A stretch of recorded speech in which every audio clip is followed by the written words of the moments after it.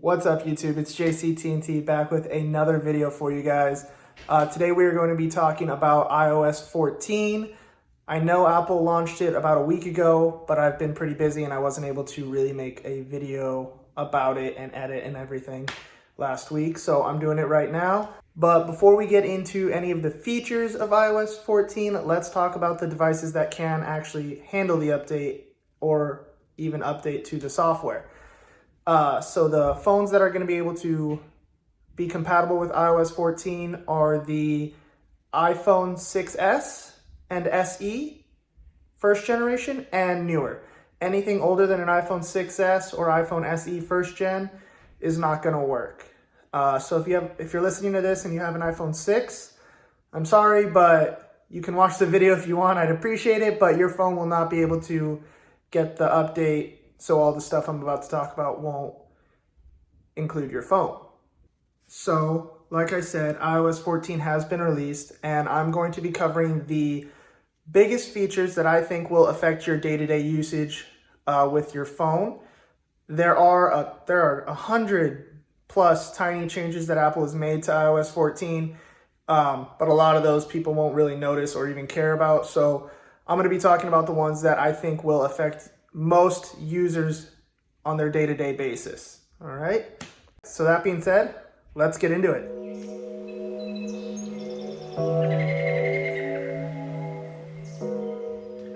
All right, guys. So here is a quick look at the new home screen. As a lot of you are noticing, there are some big changes as the way that the iPhone home screen looks. We are going to be getting into that. I do have my apps moved over so I can just have the first screen and my wallpaper visible, which I kind of like. So one of the first features I want to talk about is the compact calling feature. So what that is when someone calls you, it doesn't need to take over the whole screen anymore. On iOS 13 and before, if someone called you, no matter what you were doing, it would interrupt what you were doing, end your game, pause your video, whatever you were doing, and you would have to accept the call, reject the call, answer the call, whatever you want to do, you would have to do it. There was no easy way just to ignore it without interrupting your workflow. Now if someone calls, it looks like this.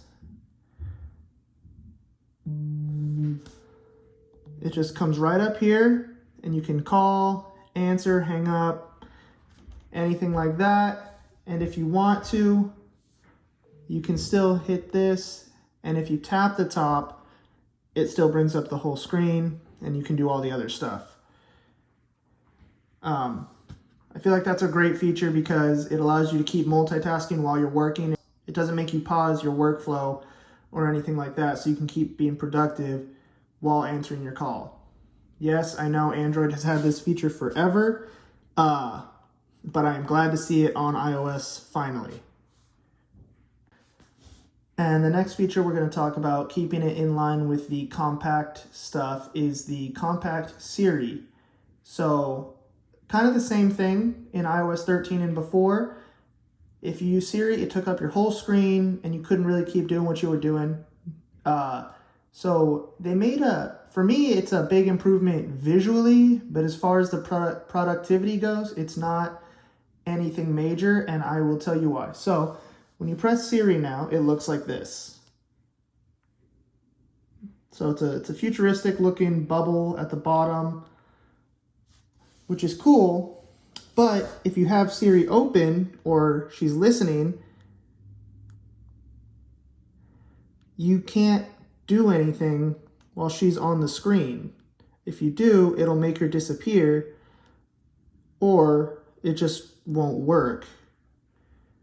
So that is a limitation of that. I wish that they brought over the feature that they have on the iPad, where on the iPad, if you're using Siri, you can still use Safari, do your email, watch a video. Like, you can still be productive with Siri open. So they may change that in a software update in the future.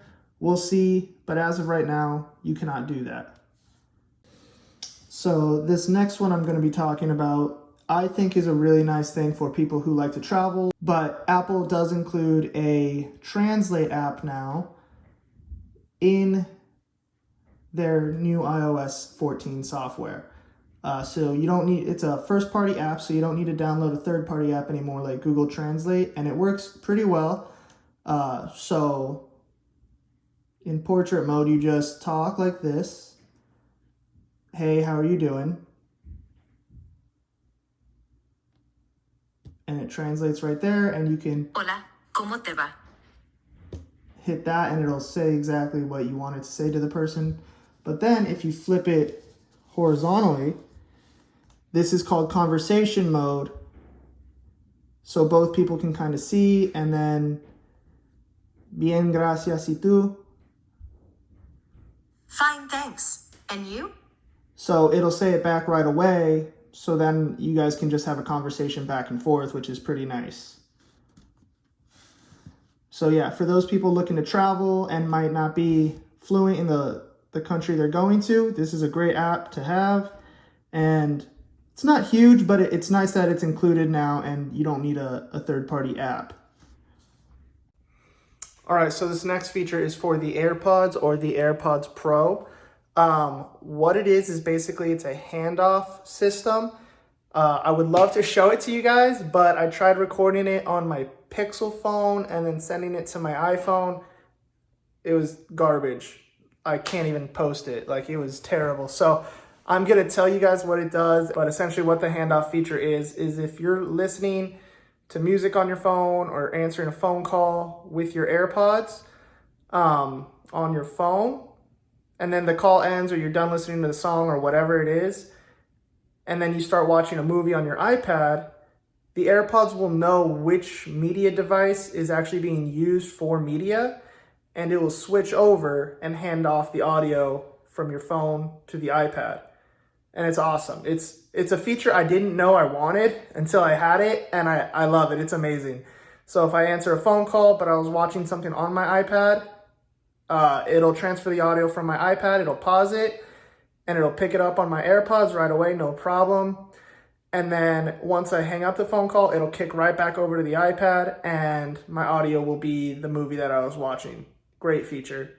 Love it. So after that handoff feature, there is one more feature, but it is only available for the AirPods Pro. It does not work on the regular AirPods. And that is spatial audio.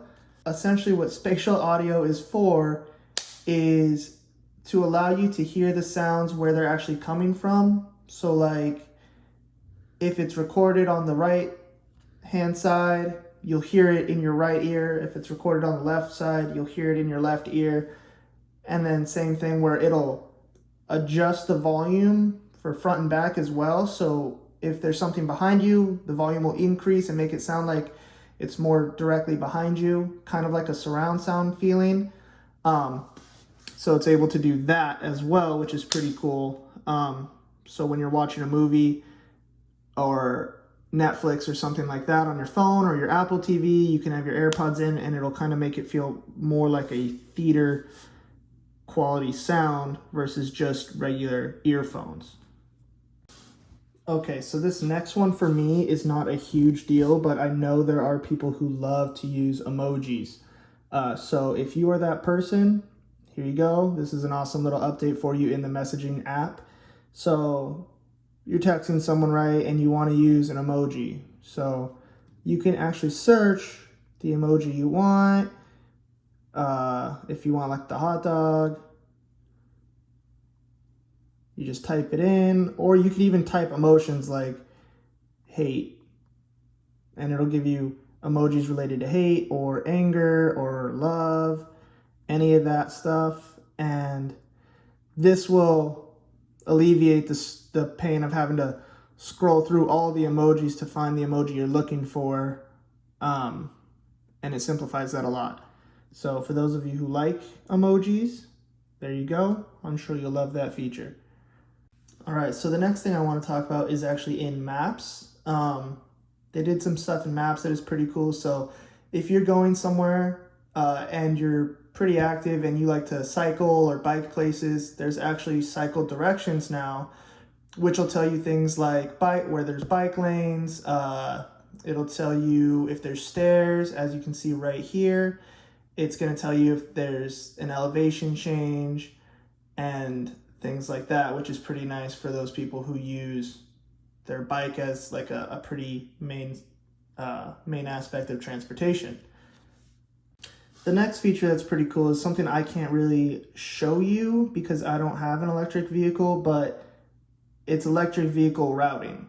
So as the name suggests, it's a better route for you to take if you have an electric vehicle, meaning if you're going from wherever to, let's just say, Vegas, you connect your vehicle, like you'll be able to pick your electric vehicle and then you'll connect it, it'll give you the route and it'll plan your route with your electric vehicle charging stations along the way. So like if it's a Tesla, you'll stop at the Tesla supercharging stations along the way. That way you're not driving and then you realize you have like 50 miles left and then you have to kind of go off route to find a Tesla charging station. It'll just be planned along your course, which is super nice. The next thing I'm going to talk about is FaceTime. So Apple has made 3 big changes to FaceTime, 2 of which I'll go over right now. Another one will be later because it has to do with another feature, but that feature works with FaceTime, okay? So the first big change is the FaceTime selfie camera, so the camera you typically use when FaceTiming someone, is now 1080p HD capable, so you don't have to just FaceTime in that low 720p quality. So that's good. And that feature is only available for phones that have a front-facing camera that can handle 1080p. So like an iPhone 6s probably won't be able to do that because the front-facing camera isn't that quality. But yeah, if you're FaceTiming and you notice that your camera quality is better, that's gonna be why. So that's awesome. And then the second feature that they put in was actually supposed to be in iOS 13 this last year, but for some reason, it never actually showed up. But that is called eye contact. So what eye contact is you know how when you're FaceTiming someone, you're looking at the screen, but you're not looking at the camera. So your eyes are always kind of off and it always looks like you're kind of looking down, not directly at them, and you're not making eye contact. So what this tweak does is it kind of adjusts your eyes on its own. And if you're looking at the screen, it'll make it look like you're looking at the camera. So then you guys are making eye contact with each other. So it's not a huge feature, but it is something that I think people will notice and I think is helpful so that when you're talking to someone, whoops, sorry about that. So when you're talking to someone, you're actually looking at each other, which is nice. And like I said, the other feature I'll get to in a minute in another feature, all right? So this next one is something people have been wanting for a very long time, and that is picture-in-picture mode. Yes, Android users, I know you guys have had this forever, but me and my fellow Apple users, we've been wanting this for a long time, so we welcome it with open arms. Basically, picture-in-picture mode means you can leave the video you're watching in full screen, but it's still here for you to watch and do other things like text, email, whatever you're doing, and you can change the size of the screen. All right, so that's awesome. We're all happy it's here. Thank you, Apple, for bringing that over. And that picture-in-picture mode also goes along with FaceTime, which is why I didn't bring it up earlier. But now when you're FaceTiming, you can go into picture-in-picture mode and still browse the web and all that stuff without leaving the other person on that screen that's like, I'll be back in a second. So you can still multitask and still have them on the screen, which is awesome. All right, and I saved the bigger features for last. So this is one of those. It's in the messaging app. This has to do with, first, the pinned contacts. So if you're like me and you hate clutter, this is great. You can pin up to 9 of your favorite contacts to be up top at all times, so you don't have to scroll through and look for them. They're just always here. And then if you want to talk to them, you just click it and it jumps right in. So that's a great feature. The next is for group chats. This feature is called inline replies or inline messaging. Basically, it's an easy way to reply in a group message if like you were busy for a while and there was something you wanted to reply to, but if you reply right now, like 3 hours later, then it's going to be out of context and people aren't going to understand why you just said that. But if you go to a message, you can click on this. You just click and hold on it and you can hit reply. And then you can say whatever you want. And then when you send it, my dad's probably going to text back right now. But it'll show an inline response and bring that message back down so they know why I'm saying that's awesome in relation to my dad sending a picture of deer on a front lawn. And then another thing that you can do is you can kind of at people in your messaging app now. So if like I type in my mom, you can click on it and this will like notify my mom. Of course. Okay. My dad gets it, so that's good.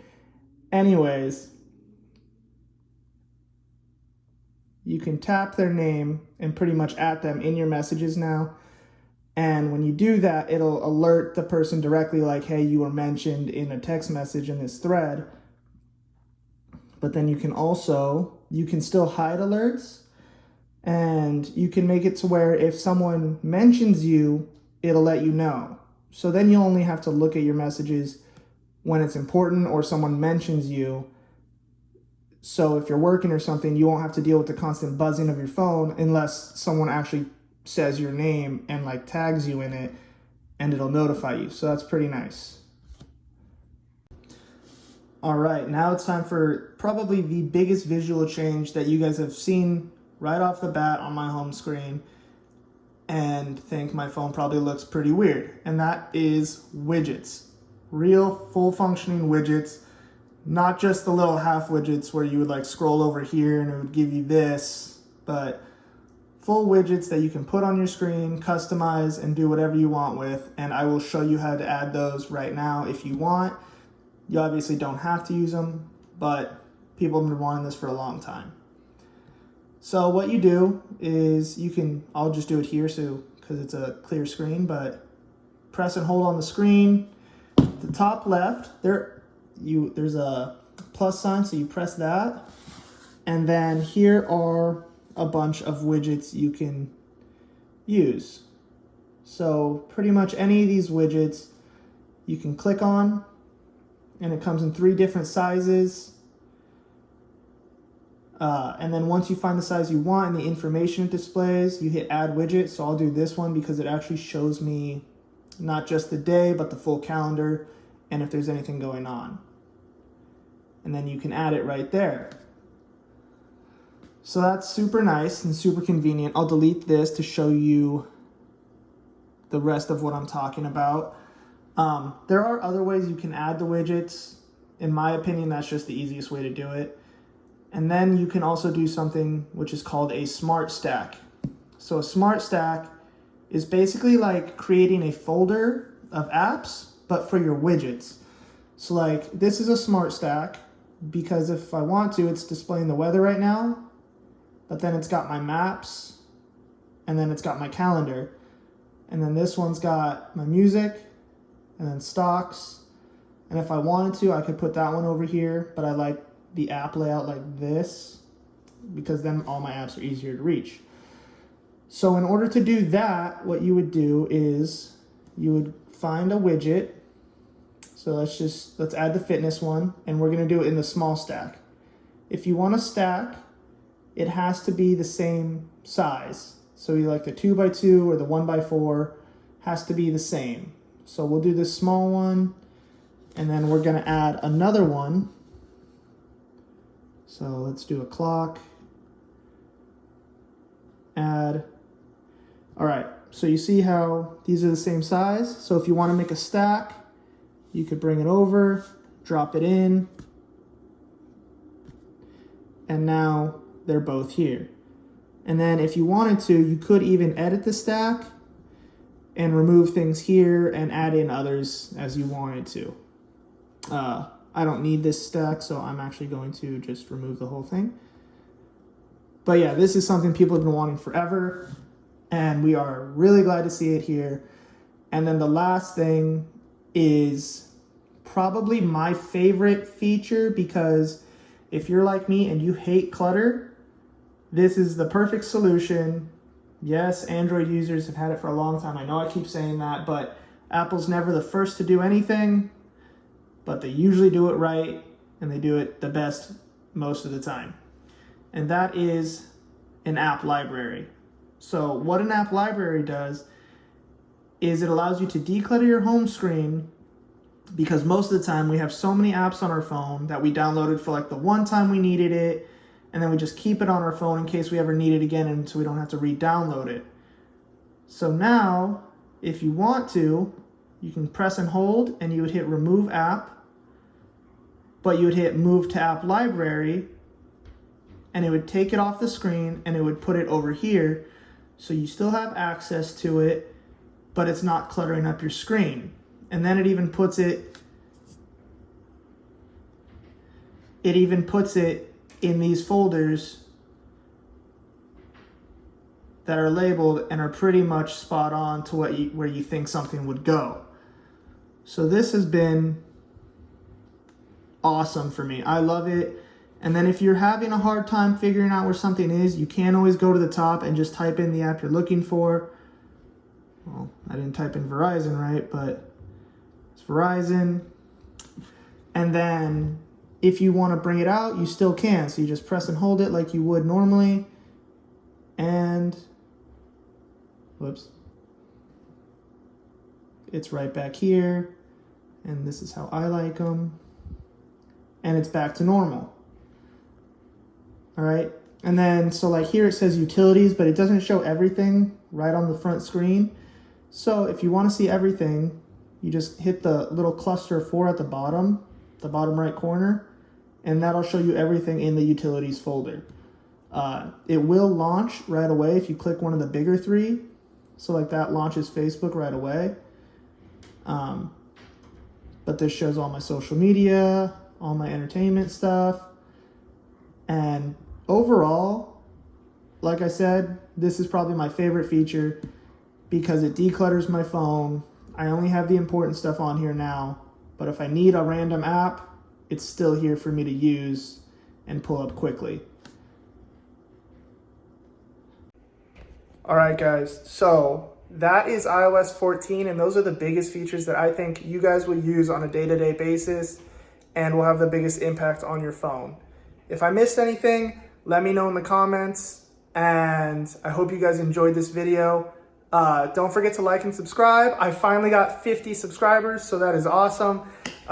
Decided to start making a goal for myself. I was actually going to set it this time for this video. I was going to set it to 50, which was just going to be like adding 2 subscribers, but I got that. So my next goal is 100. So if you guys could help me out get to 100 subscribers, that'd be awesome. I'm having a blast making these videos again and being back on top of that. So thank you guys very much, and I will catch you in the next one. Peace.